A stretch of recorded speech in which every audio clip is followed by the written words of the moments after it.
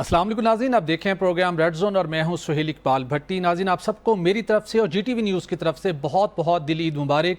हम उम्मीद करते हैं कि आपका ईद का पहला और दूसरा रोज़ बहुत अच्छा गुजरा होगा।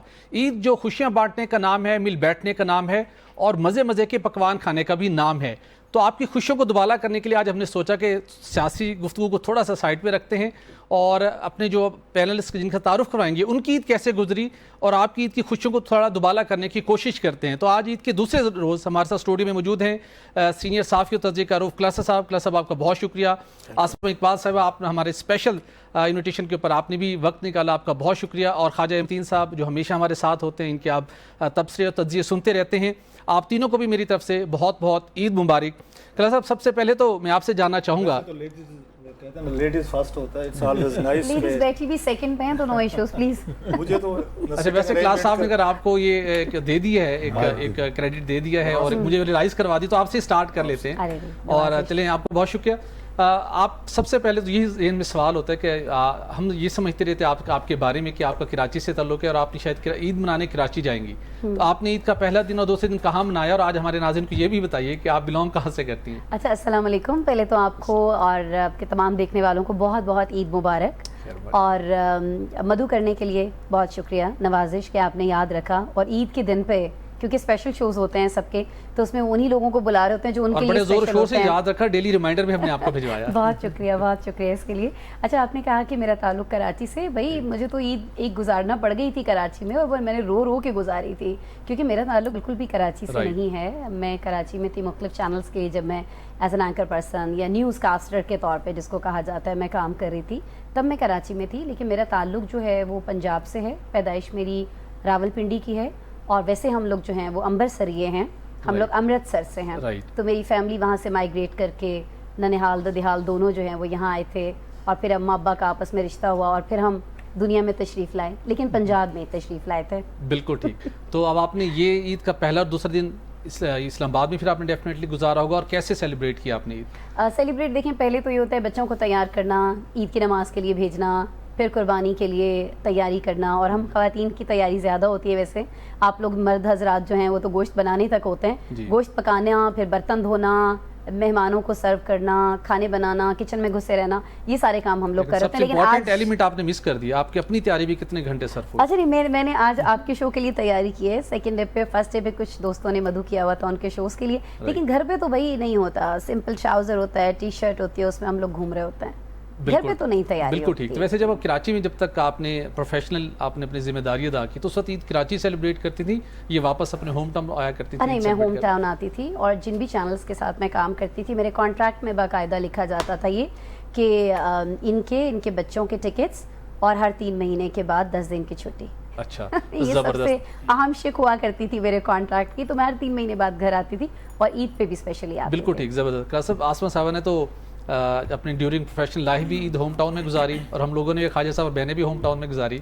आपने इस मरतबा ईद कहाँ गुजारी है? वैसे ये जो इन्होंने अपनी ये कंट्रैक्ट की क्लासेस बताई है ना, तो मैं तो बड़ा मुतासिर हूँ। नेक्स्ट टाइम जो ना ऐड करवाएंगे। Thank you very much. इन्होंने, हमने कभी सोचा नहीं है कि ये क्लासेस भी 2-4 होनी चाहिए। टिकट्स भी सर जरूरी, टिकट्स भी जरूरी हैं 3-4 महीने। खैर, आप उनका भी क्रेडिट है उन चैनल्स का कि जिन्होंने एक सहूलत, नखरे की बजाय वो, मैं कहता हूँ बाज़ आप उनके लिए ज़रूरी होते हैं कि उनको पता होगा कि आप पिंडी में रहते हैं या पेरेंट्स हैं 3 महीने के लिए, तो नखरे उठाएं या वटेवर जो भी कहें। सो अगली दफ़ा ये क्लास जो है ना होनी चाहिए वैसे आने लाइटर नोट। अच्छा आइडिया जी।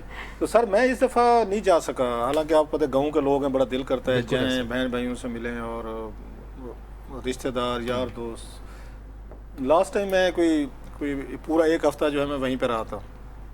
अब की दफ़ा मैं जो है वो इस्लामाबाद, क्योंकि ये ईद है ये ना, वो उसमें वर्किंग डेज में नहीं आई, सो आपको वीकेंड पे आई है।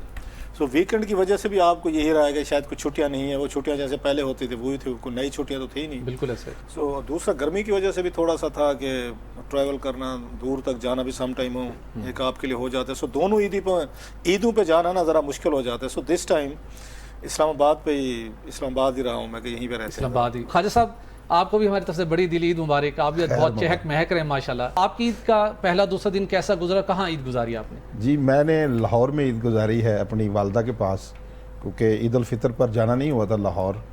तो इस दफ़ा वालदा के साथ वालिद साहब की कब्र पर हाज़िरी दी है और भाइयों से मिले हैं, बहनों से मिले। ईद तो असल में जो ईद का त्यौहार है ना, वो अपनों के साथ है। बिल्कुल ऐसा है। देखिए कि जब जितने भी प्रदेश में लोग रहते हैं या खुदा न खास्ता जेलों में बंद हैं, उनसे पूछिए कि उनकी कैफियत क्या है। बस बाहर भी जो लोग हैं उनके पास वसाइल सारे हैं, सब कुछ है। आप देखते हैं कि कितनी फ्लैट्स आती हैं लोग ईद के लिए बिलखुसूस, और बड़ी ईद के लिए, ईद उल ज़ुहा के लिए बेशुमार लोग अपने गांव में जाते हैं। कश्मीर के बेशुमार लोग आते हैं जो बैरून मुल्क कारोबार करते हैं। ईद जो है ना, लफ्ज़ ही दीद से, दीद के साथ है। जब अपनों की दीद ही नहीं तो फिर ईद कैसी? ईद वही है जो अपनों के साथ, पुराने हमजोलियों के साथ, दोस्तों, बचपन के दोस्तों, कज़न के साथ, ये सारी ईद तो फिर उसके बगैर कुछ भी नहीं है। अगर आपके पास सब बहुत ज़्यादा वसाइल भी हैं, लेकिन अगर अपने नहीं हैं तो फिर ईद उसका मज़ा नहीं है। त्योहारों पर एक मेरे साथ एक बचपन से एक अजीब मसला है। बड़ी ईद से कबल मेरे दांत में दर्द शुरू हो जाता है। अच्छा जी। ये हमेशा से होता है। ये कुदरत की तरफ से कोई इंडिकेशन होता है कि आपने गोश्त कम रखना है। ये एक तो त्योहारों पे बीमार भी हो जाता है। आप छोटी ईद पे मीठा बहुत खा लेते होंगे ना? पता नहीं, हर बड़ी ईद से कबल मैं बड़ी तैयारी करता हूँ कि इस बार हम ज़रा गोश्त के मुख्तलिफ पकवान बनाएंगे, कुछ टिक्के कबाब क्योंकि वैसे लाहौरी होते बड़े खुश खुराक हैं। हाँ, हमने अपने घर में पूरा सिस्टम लगाया हुआ है। अच्छा। कि टिक्के बोटियाँ सारे कज़न मिलकर वो हम फिर पार्टी करते हैं, लेकिन बारबेक्यू पार्टी। लेकिन हर ईद पर मेरे दांत में दर्द शुरू हो जाता है 2 दिन कबल। इस ईद पर भी ऐसे ही हुआ है। तो फिर आप पकवानों का और उस तरह जो जहन बनाते हैं, लुत्फ उठा नहीं पाते, लेकिन देखते हैं। असल तो मैंने कहा है कि अपनों से साथ रहना उनकी दीद से मशरूत है, तो हमने उसे सेलिब्रेट किया है। बड़ा अच्छा आपने कहा। और खास सब जब आपने इलाकों में ईद सेलिब्रेट करने की बात की, तो मुझे भी इस्लामाबाद में आए हुए 19 साल हो गए, और हर ईद मैंने मुल्तान में सेलिब्रेट की है। और हर ईद आने से एक हफ़्ता पहले मेरी वालदा की कॉल आती है कि हाँ जी ईद पे आ रहे हो, तैयारी कर ली है, यहीं पे आना, ये ना हो कि तुम इस्लामाबाद में रह जाना। तो अपने इलाके में जाके अपनों के साथ मनाने का ईद का अपना मज़ा है। आसम साहब भी ख्वाजा साहब भी बात करे थे उनके दांत के दर्द का, तो मुझे वहाँ से ख्याल है कि ज़ाहिर सी बात है खास साहब उस तरीके से खानों को लुत्फ़ नहीं उठा सके, तो आपके ज़िम्मे डबल ड्यूटी होती है कि आपने घर में खाने बनाने भी हैं, कुर्बानी के गोश्त को भी हैंडल करने के अंदर ख़वातीन को किरदार अदा करना पड़ता है, बच्चों के फ्रेंड्स आना, उनको भी लुक आफ्टर करना। तो खुद आप कौन से अपने हाथ से मज़े के कौन से डिश बनाती हैं जिससे खुद आपको खाना भी अच्छा लगता है और कोई गेस्ट हैं उनको भी सर्व करना आपको अच्छा लगता है? अच्छा, मैं बारबेक्यू के अलावा सब बना लेती हूँ। लाइक मैं राइस में बहुत सारी अच्छी चीज़ें, मैं ज़र्दा बना लेती हूँ, पुलाव बना लेती हूँ, बिरयानी में बहुत अच्छी बनाती हूँ, बच्चों को बहुत पसंद है पूरी फैमिली में। और मैं नमकीन गोश्त बहुत अच्छा बनाती हूँ, हमारे गांव में बनता है, उसको सोड़ा हुआ गोश्त हम लोग पंजाबी में कहते हैं। आई डोंट नो क्लास्टा साहब की तरफ या ख्वाजा साहब की तरफ उसको क्या कहते हैं। उसमें कोई प्याज या बाकी चीज़ें नहीं डलती हैं, वो अपने घी के अंदर पकता है, बस हल्का सा उसमें नमक, और बाद में अगर आप चाहें तो आप ब्लैक पेपर उसमें ऐड कर लें। तो खाना तो मैं सारा बना लेती हूँ, और ईद तकरीबन मेरी किचन में ही गुजरती है, और इस ईद का तो मज़ा ही है। जितनी डिशेस का आपने नाम बताया है, तो लगता है ईद के बाद हम सबको भी आपके पास आना। एग्जैक्टली बिल्कुल ऐसे जी। ना उसको बताया ना, मेरे अपने मुंह में पानी आया। हाँ, एक मुझे बस रोटी बनाते हुए बहुत मुश्किल लगता है। हाँ, जर्दा। लेकिन क्लास्टर साहब, एक तो मुझे रोटी बनाना बहुत मुश्किल लगता है। मुझे आटा गूंदना तो ऐसे लगता है कि बस मुझे किसी ने मुसीबत में डाल दिया कि आटा गूंद लें। ऐसा नहीं, मैं नहीं गूंद सकती, मैं गूंद सकती हूँ, लेकिन मुझे थोड़ा सा वो लगता है कि नहीं हो तो अच्छा है। और दूसरा रोटी बनाना, लेकिन मैं एक बात बताऊँ, सब लोग इससे इत्तेफाक भी करेंगे, आज चूँकि सेकंड डे है तो बहुत सारे लोगों के हाथों पक भी चुका होगा गोश्त। जो एक तंदूर की रोटी होती है वो भुने हुए गोश्त के साथ वो मज़ा नहीं करती। जो घर की चपाती जो होती है तवे की, वो भुने हुए गोश्त के साथ मुंह में पानी भी आ रहा है बहुत से लोगों के, लेकिन ऐसा है ना क्लास्टर साहब, ऐसे ही फिर जाना पड़ेगा आपके घर। इतनी डिटेल आप बताते जा रही हैं, और मैं ख्याल आप अच्छे मेहमान नवाज हैं, तो मैं ख्याल बजट के बाद तो सोचा जा सकता है कि जितनी आपने डिशेस गिनवाई हैं उनको टेस्ट किया जाए कि कैसे कितना अच्छा। मैं बजट की डिटेल्स के बाद मैं भी आपको बता सकूंगी, उतनी देर में दांत का दर्द भी ठीक हो जाएगा। नहीं, और मैं बजट के बाद बता सकूंगी कि मैं कितने लोगों को इनवाइट कर सकती हूँ, क्योंकि उसमें आप जानते हैं ना, बताया जाएगा कि सैलरी क्लास जो है उसका टैक्स बढ़ रहा है या कम हो रहा है, उसके बाद मैं फिर आपको इन्वाइट करूंगी इंशाल्लाह। बिल्कुल ठीक। क्लास साहब, ईद के मौके के ऊपर ये पकवान का खाना पीने का सिलसिला तो चलता रहता है ना, तो आपकी बचपन के अंदर तो आपने हमेशा ईदियाँ बड़े तवील से तक ली, और अब आप खुद ईद देने के अंदर वैसे बड़े आप खुला हाथ भी रखते हैं, तो कोई अपने बचपन की किसी ईद की कोई हसीन याद, कोई वाक़या मैं सुना है जब आपने ईद वहाँ गुजारी, और कोई ऐसी याद जो आपके साथ जुड़ी हुई हो आपकी मेमोरी में? जी अच्छा, ये रूरल, ये जो इसकी एरियाज़ की देहातों की हमारी ईदें होती हैं वो बिल्कुल डिफरेंट हैं फ्राम हमारे अर्बन इसके एरियाज़ के। तो वो वहाँ पे मतलब मुझे याद पड़ता है कि सबसे बड़ी हमारी एक फैसिनेशन होती थी ईद के लिए, कि ईद पे आपको नए कपड़े मिलते हैं। हमारे भाई सलीम भाई हैं, बड़े भाई बैंक में थे, ये उनकी ड्यूटी होती थी कि उन्होंने तमाम बहन भाइयों के उन्होंने कपड़े सिलवाने हैं, उन्होंने फिर हमें ले जाना है, वो लइये में शहर में लेकर जाना है शाम को। वो नहीं होती ईद की शाम होती नेक्स्ट डे, मैं उसकी पहली ईद पे होता है, ज़्यादा होता है उस पर पहली ईद होती है, तो फिर लेकर जाना बाज़ार में। हमारी जो फैसिनेशन मेरी है सबसे ज़्यादा वो सलीम भाई के साथ उनकी उस पर उनके पास स्कूटर होता था, स्कूटर पे जाना और जाके फिर वहाँ से अगर कपड़े कलेक्ट करने हैं दर्जी से करने हैं, फिर जूते वहाँ से लेने हैं। अच्छा फिर ये ज़रूर होता, उन्हें खुद भी बड़ा उनको शौक़ था पढ़ने का, अभी भी है। फिर उन्होंने हमें उस पे लेके जाना, बुक स्टॉल पे लेके जाना। वहाँ निसार आदिल न्यूज़ एजेंसी थी, निसार भाई थे, बड़े प्यारे आदमी थे, उनकी वहाँ पे न्यूज़ एजेंसी थी लइये में फाटे के करीब, वहाँ पे ज़रूर जाना होता था। बच्चों के मतलब रिसाले लेने हैं, मेरी हमेशा से यही होती थी। मुझे आज तक याद है कि लइये शहर अगर जाना है भाई के साथ तो उस बुक स्टॉल और बुक शॉप पे ज़रूर जाना है। उसकी वजह ये भी थी कि भाई ये खुद जो है वो पढ़ते थे। आपके घर में अगर आपके बड़े भाई पढ़ते हो ना, मेरे बड़े भाई पढ़ते थे, उन्होंने मामू को देख के पढ़ना शुरू किया। तो ये ज़रूरी होता था कि ईद की शाम गए हैं आप तो वहाँ पे लइया किताब घर है एक, वहाँ से भी कुछ चीज़ ले। क्रिकेट का बड़ा शौक़ था मुझे, क्रिकेट के बैट्स लेने हैं, बॉल्स लेनी है, विकेट लेनी है। अच्छा आपको पता है आज तक भी ये चलता है कि जिसके पास बैट होता है कप्तान भी वही होता है, तो हमारी बदमाशी वो भी चलती थी। मुझे आज तक आखिर कप्तान की बात ले आए। उसके बगैर तो गुफ्तगू अधूरी रहती जी। तो आपको विकेट भी आपके हैं, बॉल्स भी हैं, फिर आपके पास बैट भी है, तो वो सारा हमारा सलीम भाई जो है वो सारे, तो मेरी जितनी भी एक यादें हैं अपने इसके हमारे उस भाई की वजह से हैं। तमाम घर के जितने बहन भाई हैं, कपड़े जूते बाबा के, अम्मा के, बाकी भाइयों के, बहन के। अच्छा उनके पास उनका बटवा जो है, जो आपने यादें की बात की, उनका बटवा सबसे ज़्यादा हैवी होता था, तो सबको उन्होंने देनी है, कज़न्स को भी देनी है, ईदी देनी है, हमें भी देनी होती है। सो मेरी जो है उस वक्त मुझे याद है कि अब तो पैसे बड़े मतलब वो इस तरह वैल्यू नहीं रही, वक्त के साथ साफ ज़रा होती है। ये उस वक्त किसी को रुपया मिल जाता था, कोई अठन्नी मिल जाती थी, ये भी बहुत बड़ी ईदी समझ जाती है। एक रुपए के रुपया अठानी तो हमने भी उसको एंजॉय किया अच्छी खासी उसके आपके जो। अच्छा क्योंकि वो बैंक में थे तो नए नोट भी ले आते थे वहीं से, किसी को उस समय ज़्यादा 5 रुपए होते थे, 10 रुपए कड़के हुए नोट जो है वो भी होते थे। तो कड़के हुए नोट को फिर आपको दुकानदार को देने का दिल नहीं करता था, फिर जिसकी जेब में कड़के हुए नोट हैं वो कोई खुद को अपने आप को और बड़ा VIP समझता था। तो सलीम भाई की वजह से हमें ये बड़ी बचपन में हमारे यारों दोस्तों के साथ जो जाके बंदा बैठता है वहाँ पे गाँव में गपशप लगाने के लिए, शो मारने के, हमारे पास कड़के हुए नोट है भाई। तो ये सारी चीज़ें, लेकिन ये बड़ी एक यूनिक बात थी खास साहब, जो ईद का मौका है और मतलब उस दिन भी सलीम भाई छोटों को बड़े जो भी घर में होते हैं गाइड करते हैं उनके बेहतर मुस्तकबिल के लिए, उनकी ट्रेनिंग, उनकी तरबियत के लिए। कि ईद के दिन भी अगर शॉप्स खुल जाती थी शहर में, बुक शॉप पे जरूर लेके जाते थे ना। बड़ी बात, ये बड़ी जबरदस्त। खलासा साहब की जो शख्सियत है उनमें ये किताब दोस्ती भी मुताले के बड़े शौकीन है। एग्जैक्टली। आप खुद भी खास साहब किताबें पढ़ने का रुझान रखते रहे, बहुत से आप अक्सर बड़े तारीख से हवाले देते रहते हैं। तो आजकल तो बच्चों को बहुत ज़्यादा रुझान है कि किताब की तरफ तो उनका इंटरेस्ट बहुत कम बच्चों का रह गया, मोबाइल के ज़रिए से सब कुछ वो करना चाहते हैं।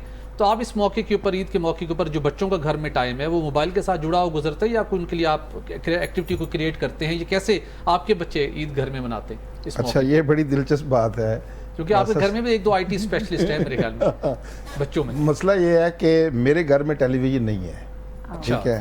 मेरी शुरू से आदत है, जैसे क्लासा साहब इनके भाई से मुतासर हैं, तो मैं, मेरे मामू और खालाएं, उन्होंने जब भी मुझे तोहफ़ा दिया है, किसी किताब का तोहफ़ा दिया है।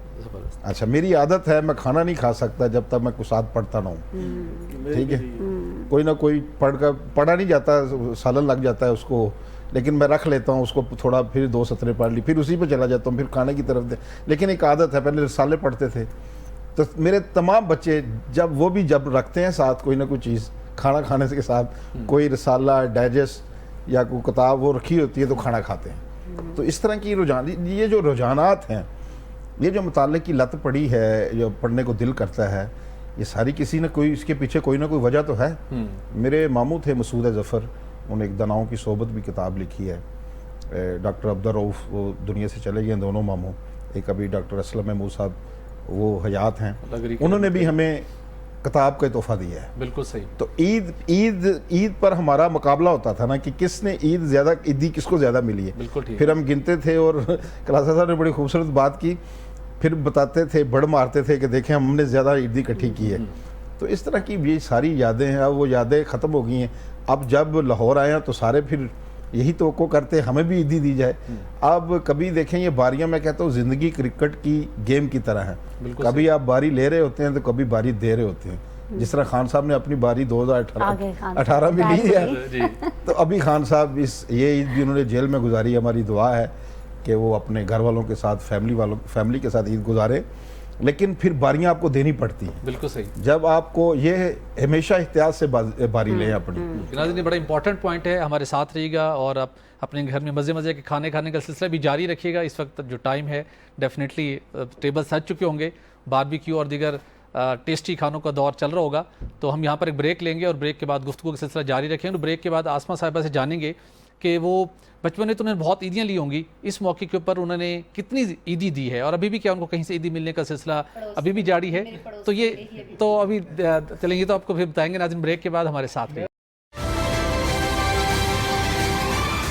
वेलकम बैक नाज़रीन, आई होप कि आप सब लोग अपनी ईद अपने प्यारों के साथ इंजॉय कर रहे होंगे। और ब्रेक पर जाने से कबल हम गुफ्तगू कर रहे थे, ख्वाजा साहब ने कुछ अपने एक्सपीरियंसेस शेयर किए। बिलखुसूस जो आजकल के नौजवान हैं वो किताबें पढ़ने से उनका कुछ रुझान कम हुआ है और मोबाइल फ़ोन के ऊपर उनका वक्त बहुत ज़्यादा गुजरता है। और ईद के ऊपर भी आपने आसपास देखा होगा कि सब बड़े बैठे हैं, गपशप कर रहे हैं, कोई बातचीत करने जा रहे हैं। तो किसी एक कोने के अंदर 2-4 बच्चे, उनको ज़्यादा उनके लिए इंटरेस्ट ये होता है, अट्रैक्शन ये होती है कि उनके पास कोई टैब होना चाहिए, कोई मोबाइल फ़ोन उनके हाथ में हो, अपनी मर्ज़ी की कोई गेम खेल लें, तो उसके ऊपर चिट चैट करना पसंद करेंगे। सोशली इंटरेक्ट बहुत कम कर रहे होते हैं आजकल बच्चे। तो खुलासा साहब, इसके हवाले से अहम कोई पॉइंट आप ऐड करना चाह रहे थे? ये बड़ी अहम डिबेट है, हालांकि ईद का दिन है, लेकिन मेरा ख्याल है कि हमें थोड़ी सी करनी चाहिए, क्योंकि हर बंदा ना शिकायत करता है कि हमारे बच्चे जो हैं गैजेट्स में बैठे रहते हैं, कंप्यूटर में हैं, फ़ोन पे हैं, वो जो साथ बंदा बैठा हुआ है उससे बातचीत न करे। एक चीज़ हमें समझने की ज़रूरत है कि वक्त के साथ साथ ये कम्युनिकेशन के ज़राए बदले हैं। जी बिल्कुल। ये हमारे यहाँ जो सोच है, हर अगली नस्ल जो है ना पिछली को बुरा भला समझती है कि ये देखें जी, ये पता नहीं क्या करते हैं,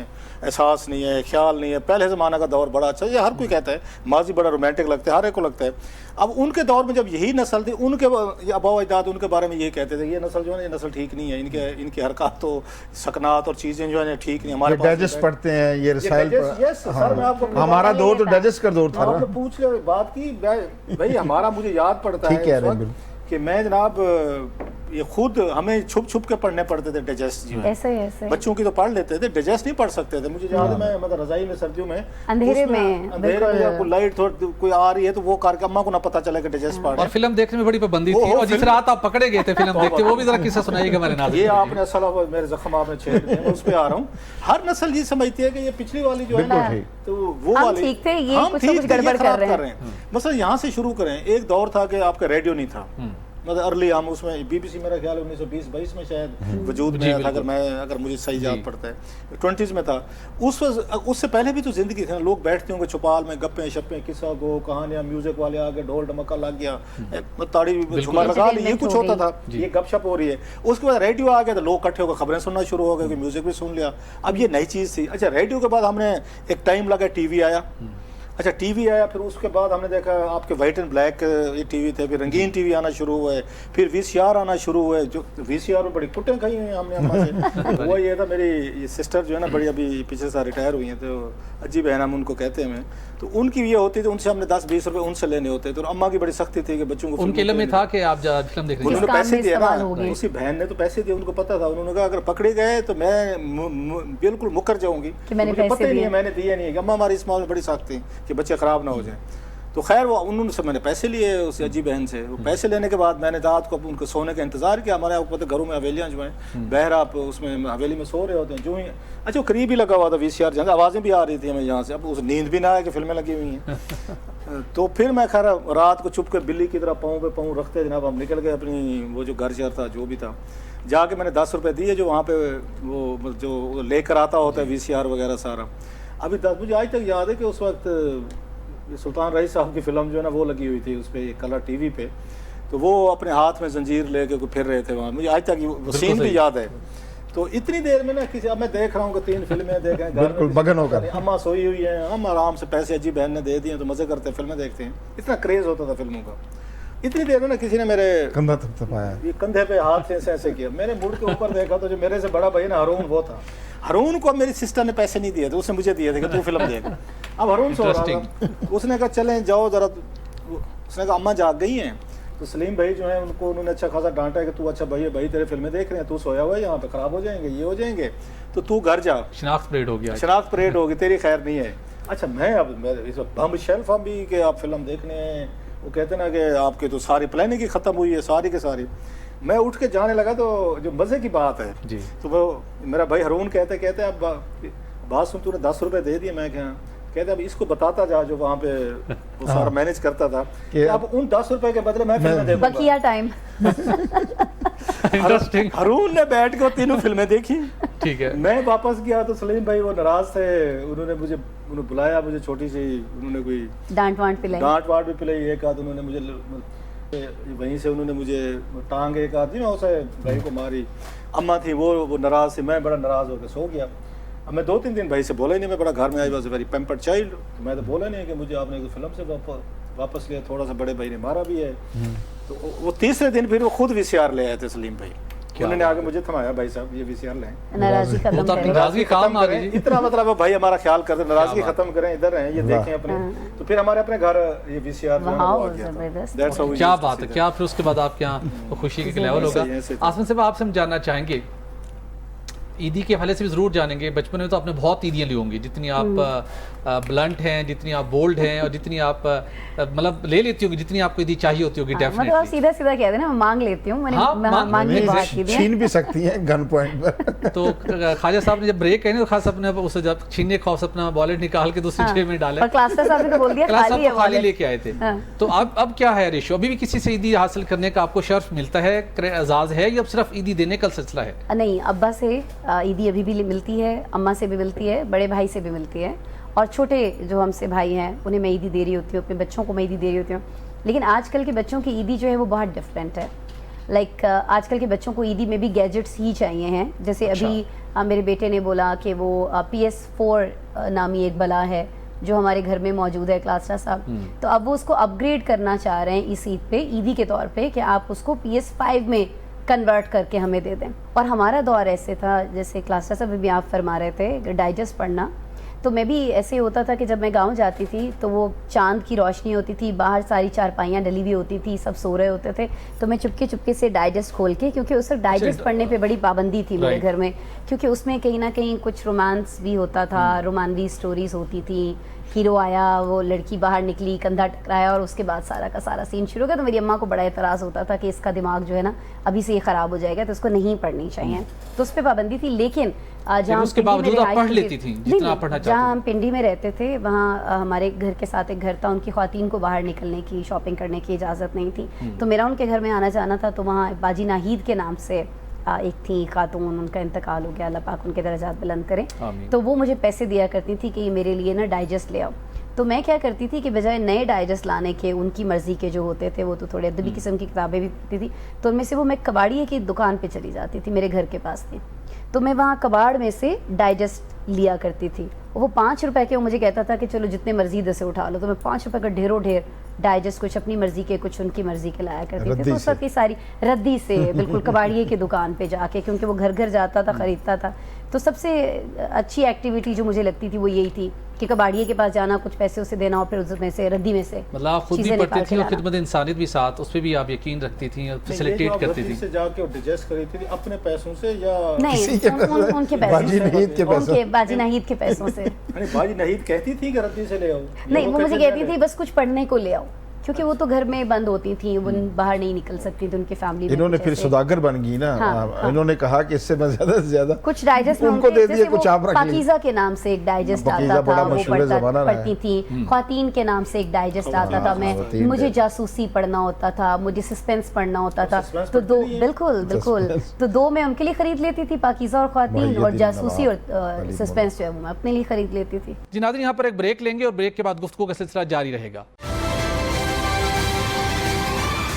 वेलकम बैक नाजरीन। खान साहब, आपसे जानना चाहूँगा बचपन की कोई ऐसी याद, जिस तरह हमें आसमा साहब ने बताया, क्लास साहब ने शेयर किया, कोई ऐसी है एक ऐसी याद अनहोनी जिसमें कुछ आपने करने की कोशिश की और आप फिर रडार में आए हों, वाले साहब या वालदा के आप हत्थे लगे हों, और कुछ आपको ऐसी कोई याद हो जो आपकी यादों के साथ जुड़ी हुई हो? ये जो बकरा ईद है ना जी, इसके में बड़ी दिलचस्पी होती थी कि पहले बकरा लिया जाए ना, तो इसके लिए मैं बड़ा रोता था ना, पाँव ज़मीन पर मार मार के ना कि बकरा लेना है। उस वक्त उधर ना ज़्यादा रुझान, हमारे दोस्त अहबाब थे वहाँ मेंढे, जिसे हम छतरा भी कहते हैं, वो लेते थे ना, तो फिर हम उनकी लड़ाइयाँ भी कराते थे आपस में। अभी जब छोटी ईद गुजरती थी ना, तब भी ये लड़ाइयाँ ही कराते थे। वो हम फिर ये रोते थे रोज़ के बकरा लेना है हमने, छतरा लेना है, रोज़ रोते थे। तो वाला साहब फिर बड़ी फेंटे लगाते थे, कहते इसको फिर संभालना नहीं, आपको फिर संभालते नहीं, इसको चारा डालना है, इसको घुमाने के लिए ले जाना है, ठीक है। तो वो 3 माह पालते थे पहले छतरा, पहले एक साल भी पालते रहे, तो बड़े इतने बड़े बड़े हो जाते थे ना। तो एक वो मुझे इन्होंने बड़ी फेंटी लगाई वाले साहब ने कि तुम फिर संभालते नहीं। मैंने कहा नहीं मैं बिल्कुल संभालूंगा। 2-3 दिन हमारा शौक खत्म हो जाता, तो फिर उन्होंने कहना चारा लेकर आओ, तो फिर हम भागते उससे कि यार ये तो मुसीबत गले पड़ गई है, सफाई भी करनी है। तो फिर मुझे फेंटी पड़ती थी कि तुम रोते थे रोज़, अब ले आया हूँ मैं, अब इसे संभालते नहीं है, ख्याल नहीं करते। तो ये सारी बड़ी यादें हैं वाले साहब की। जब वाले साहब अब ईद पे नहीं थे तो बड़ा मुझे दुख भी होता है, यानी कि वो फिर मुझे बेचते थे, बड़ी और भी यादें। लेकिन मैं एक फ़लसफ़ा कुर्बानी जो है ना जी, हम सब अभी खाने पीने की बातें करते हैं, ये सारी बातें होती रहती, ईद कैसे सेलिब्रेट होती है, ये रवायात बन गई है ना हमारे बचपन में कि अभी ईद एक त्यौहार बन गया है जी। मुसलमानों के वैसे 2 ही त्यौहार हैं खुशी के, लेकिन मैं कहता हूँ कि थोड़ी सी फ़लसफ़ा कुर्बानी पर भी बात होनी चाहिए। ये हज़रत इब्राहीम अलैहिस्सलाम की सुन्नत है कुर्बानी। मतलब जब कोई शख्स सबसे मताए अजीज़ बेटे के अलावा तो कुछ भी नहीं है ना, तो वो कुर्बानी के लिए खुदा की राह में नज़र के लिए तैयार हो जाए, बिल्कुल सही। तो ये कितना बड़ा फ़लसफ़ा है। ये जो हम अपने आप को इब्राहीमी उम्मत भी कहते हैं जी, ठीक है ना। इब्राहीम अलैहिस्सलाम का एक वाक़ा छोटा सा अगर वक्त हो आपके पास वो सुनाना चाहूँगा मैं, कि उनको खुदा ने जद्दुल अंबिया भी कहा जाता है उन्हें, यानी कि वो खुदा के इतनी कुर्बत उन्होंने हासिल की कि वो खुदा के बरगज़ीदा पैगंबरों में शुमार होते हैं। जो अभी बैतुल्लाह है ये भी उन्होंने तमीर किया, यानी कि हमारे जो पैगंबर हैं उनकी औलाद में से हैं। बल्कि रसूलुल्लाह फरमाया करते थे जब कुर्बानी करते थे कि मैं अपने बाप इब्राहीम अलैहिस्सलाम की सुन्नत अदा करूँ। उनका एक मकाम मर्तबा जो खुदा का अंबिया जितने भी आए हैं भट्टी साहब, वो खुदा का तारुफ कराने के लिए आए हैं। उनके जब गाँव में लोगों ने बुत बनाए हुए थे तो वो एक मेले पर गए लोग, तो उन्होंने बुतों के किसी का बाजू काट दिया, किसी की टांग तोड़ दी, ये सारा कुछ करके जो बड़ा था ना उसके कंधे पर वो कुल्हाड़ा रख दिया। अब देखिए पैगंबर का समझाने का तरीका देखिए जी। जब गांव के लोग आए तो उनको पता था इब्राहीम अलैहिस्सलाम गुफ्तगू करते रहते हैं, जैसे रऊफ़ खुलासा साहब गुफ्तगू करते रहते हैं आज के दौर में, कि उनको पता चल जाता है ये इन्होंने साजिश की है। उन्होंने कहा ये बुतों के ख़िलाफ़ बातें करता है तो इससे यही होगा। उन्होंने बुलाया तो उन्होंने कहा ये इनसे पूछिए कि इनकी टांग बाजू किसने तोड़े हैं। इब्राहीम अलैहिस्सलाम ने सवाल उठाया जी। तो उन्होंने कहा ये तो बोलते नहीं। उन्होंने कहा फिर इनको बचाया नहीं किसी ने। कहता ये बचा भी नहीं सकते, ठीक है। कहते मुझे शक है कि ये बड़ा है ना, इसने इनको इनके टांगे और बाजू काटे हैं। कहते आपको पता है ये भी नहीं बोलता। उनका फिर तुम कितने बेवकूफ़ हो, ये खुदा ने मिसाल कोट करके बताया है कुरान मजीद में कि ऐसा नबी मेरा बरगज़ीदा, जब ये ना तुम्हारी मदद कर सकते हैं ना खुद अपने आप की हिफाजत कर सकते हैं, तो फिर इनसे तुम मदद क्यों मांगो। उनका बिल्कुल ठीक, तुम्हें पता है कि हमने ये बनाए खुद हैं, अपने हाथ से बनाए हैं। उनका जिसको तुम खुद अपने हाथ से बना उससे क्यों मदद मांगते हैं। तो आज के दिन जो मैं समझता ईद उल ज़ुहा के जो अय्याम हैं ये खुदा की किबरियाई के दिन है। इसमें तकबीरात आपको पता है बार बार पढ़ी जाती हैं, अल्लाहु अकबर ला इलाहा इल्लल्लाह वल्लाहु अकबर अल्हम्दुलिल्लाह। ये सारी ये खुदा की बड़ाई है कि तमाम जो कुछ भी है वो खुदा ने ही करना है, बिल्कुल हर चीज, ना ला हौला वला कुव्वत इल्ला बिल्लाह, ना कोई दुनिया में आपको फायदा पहुंचा सकता है ना नुकसान, सिर्फ अल्लाह ताला। बिल्कुल दुरुस्त कहा आपने खालिद साहब। खालिद साहब मैं आपसे जानना चाहूँगा, आज भी हमने अपने अपने बुत तराशे हुए हैं और उनके गिर्द हम घूमते हैं और अपने लिए बहुत से मसाइल भी पैदा करते हैं। 5 जून गुजरा और हर तरफ चर्चे थे कि 5 जून को बानी पीटीए की ज़मानत होगी, रिहा होंगे। ये भी इसलिए सवाल लिया है जब हम लोग ईद पे जहाँ कहीं भी मिलने के लिए गए सब लोग क्वेश्चन करते हैं। पहले ये करते थे खान कब वापस आ रहे हैं, आप कहते थे 5 को बाहर क्यों नहीं आया, तो 5 क्यों नहीं बाहर नहीं आया सर। एक तो मेरा ख्याल है हमारे बहुत सारे जर्नलिस्ट दोस्त जो हैं उन्होंने इस बात को ज़्यादा इन्फ्लेट किया। जो क्लिक बेस्ड और व्यूज़ बेस्ड इस वक्त जर्नलिज्म हो रही है कि आपने ये नहीं देखना खबर सच्ची है या झूठी है या इसकी क्रेडिबिलिटी क्या है, बस आपने ये देखना है कि इस खबर से कितने आपको व्यूज़ मिल सकते हैं, कितने क्लिक हो सकते हैं। सो ये जो यहाँ पे एक काम शुरू हो चुका है, that's very deadly and dangerous. Indian का हमने देखा है कि इंडिया इस वक्त उनका मीडिया कितने बुरे तरीके से इस वक्त क्रेडिबिलिटी अपनी लूज़ कर चुके हैं। अब तो बहुत सारे इंटरनेशनल जो न्यूज़पेपर्स हैं, मीडिया हाउसेज हैं, उन्होंने अपने लोगों को, अपने जर्नलिस्टों को कह दिया कि तुम लोगों ने इंडियन मीडिया की कोई खबरों को कोट नहीं करना कि ये झूठी होती हैं। सो ये जो हमारे मीडिया में ये चीज़ है कि ख्वाहिश को खबर बनाना, ये असल चीज़ ये है, ये ख्वाहिश को खबर बनाना। अब जो मरूज इस वक्त हालात हैं खान साहब के मुसलसल पिछले एक हफ्ते से 1.5 हफ्ते से हम देख रहे हैं, बयानात आ रहे हैं, उनके ट्वीट्स आ रहे हैं, चीज़ें आ रही हैं, अलीमा खान साहब दीगर जब फील्ड मार्शल बनाए उन पे तबसरा। एक कॉमन आदमी को भी समझ आती है कि खान साहब के एस्टेब्लिशमेंट के दरमियान तल्लुकात ठीक नहीं हो सकते, एटलीस्ट जब तक दोनों फोर्सेस खड़ी हुई नहीं हो सकते। उस दरमियान में ये कह देना कि रात को कुछ लोगों की मुलाकात हुई है और खान साहब से भी बातचीत हो गई है, खान साहब 5 को बहर आ रहे हैं, उसमें मिठाइयाँ भी उन्होंने पहले से बुक करा ली, पहले से सबको बचा दिया। अब ये ना एक तरीका होता है कि आप दूसरे बंदे पे दबाव बढ़ा देते हैं कि फलां बंदा इस डेट को तो बहर आ रहा है भाई, बिल्कुल सही। सो लिहाजा एस्टेब्लिशमेंट हो, अदालतें हो, सारी चीज़ें, जब वो नहीं आता उसके रिएक्शन भी आता है लोगों का या सपोर्टर्स का जो हामी होते हैं, वो फिर अदालतों के या FIA के या हुकूमत के एस्टेब्लिशमेंट के ज़्यादा उनसे नफरत होना शुरू हो जाती है कि हमारा बंदा तो 5 को आ रहा था, बिल्कुल इन्होंने नहीं आने दिया। वो आप हाइप खुद क्रिएट करते हैं, एक उम्मीद पैदा दिलवाते हैं अपने वर्कर्स को, अपने फॉलोअर्स को। जब उम्मीद पूरी नहीं होती नोइंगली, उसका जो रिएक्शन आता है वो कैश होता है, जिसको कहते हैं पॉपुलैरिटी बढ़ रही है हमारी। वो पॉपुलैरिटी इसलिए बढ़ रही है कि आप एक ज़हनी तौर पर तैयार बैठे, कोई चीज़ होने वाली, आप मुल्तान जाना है सपोज लिया आपने, बिल्कुल सारी गाड़ी में सामान रख लिया आपने, अचानक पता चलता नहीं जा सकते, आपको गुस्सा आएगा, जो भी रीजनिंग होगी व्हाटएवर, आपने एक मूड बनाया, मैंने फिल्म देखने का मूड बनाया, मैं नहीं देख पा रहा तो मेरा मूड डिसमूड होगा, और जिस वजह से नहीं देख पा रहा मैं उस बंदे पे गुस्सा भी करूंगा या कम से कम ज़बान या सोचूंगा ज़रूर कि इस बंदे ने अच्छा नहीं किया। सेम गोज़ फॉर पॉलिटिकल इन्हीं चीज़ों को। और मुझे इस दफ़ा दुख ये हुआ है, पहले ये काम करते थे यूट्यूबर्स कि उन्होंने क्लिक लेने हैं, उन्होंने व्यूज़ लेने हैं, उनकी तो समझ में आती है कि झूठ चलाई, जो खान डट गया, कप्तान डट गया तो लंबी गेम डाल के बैठा है, खान का मुकाबला नहीं है, खान ने तोप चलाई, बम चलाया, F-16 चला, पता नहीं क्या कुछ चलाया, उनकी तो हमें समझ आती है। जितने व्लॉगर्स हैं, इतनी डेटें दी हैं उन्होंने खान साहब को रिहा कराने की। लेकिन अब थोड़ा सा इसमें नेशनल मीडिया के लोग भी एंटर हो रहे हैं और बड़े बड़े सीनियर लोग हैं, बिल्कुल सही, कि जो इस तरह की खबरें दे रहे हैं कि जनाब खान 5 तारीख को बहर आ रहा है, खान आना चाहिए, मैं ये नहीं कह रहा, लेकिन फिर आपकी खबर क्यों झूठी निकल रही है? बिल्कुल ठीक, दुरुस्त कहा आपने। मैं मतलब इस तरह ये बड़ा अलार्मिंग है, आपका एतमाद आपका इरोड होगा। बिल्कुल इंडियन चैनल्स का हुआ है ना, थोड़ी सी हमारी इज्जत अगर बची हुई ना, थोड़ी सी, बिल्कुल ठीक, तो उसको खराब ना करें। बिल्कुल ठीक है, उसको खराब नहीं चाहिए। एक लास्ट क्वेश्चन आपसे करना चाहूँगा। इस ईद के मौके के ऊपर हमारे अवाम मार्क के हक ऑपरेशन बनियाना मरसूस में जो हमने कामयाबी हासिल की उसको भी डिस्कस कर रहे थे, बड़ा सेलिब्रेट कर रहे थे। ये वो मौका था जिसको पूरी कौम को सियासी डिफरेंसेस से हट के मुत्तहिद कर दिया था। लेकिन अब दोबारा बानी PTA के मामले के ऊपर दोबारा वो डिवीजन क्रिएट होते दिखाई दे रही है।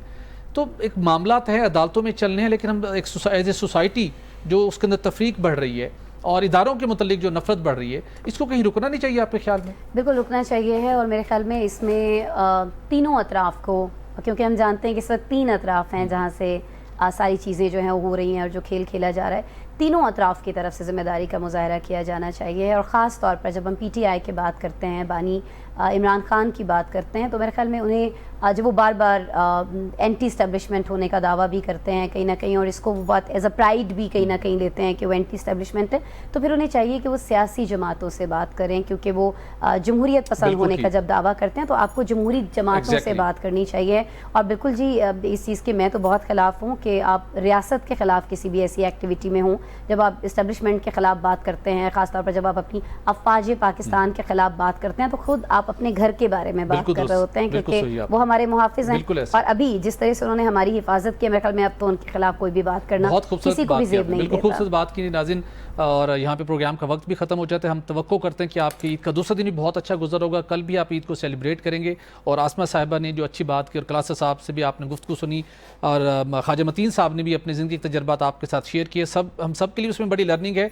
लेकिन जो सियासी मामला है उसके अंदर एक नफ़रत का और एक जो तफरीक का एक लेवल है, उसको उस लिमिट को क्रॉस नहीं करना चाहिए कि अपने इदारों को हम मुलायन करें, अपने आप को मुलायन करें। और रिसेंटली जो हमने एक बड़ी कामयाबी हासिल की, उसके बाद दोबारा दुश्मन हमारा मजाक उड़ाए कि ये वही लोग थे जो इतना संजीदा थे, और अब दोबारा इनके सफ़ों के अंदर दरारें भी पैदा हो चुकी हैं। और वो लेवल जो उन्होंने अडॉप्ट किया था नेशनल मीडिया के ऊपर, वो लेवल एटलीस्ट हमें कभी अडॉप्ट नहीं करना चाहिए। आज के लिए इतने ही, हमें दीजिए इजाज़त, अपना रखिएगा ख्याल, अल्लाह हाफिज़।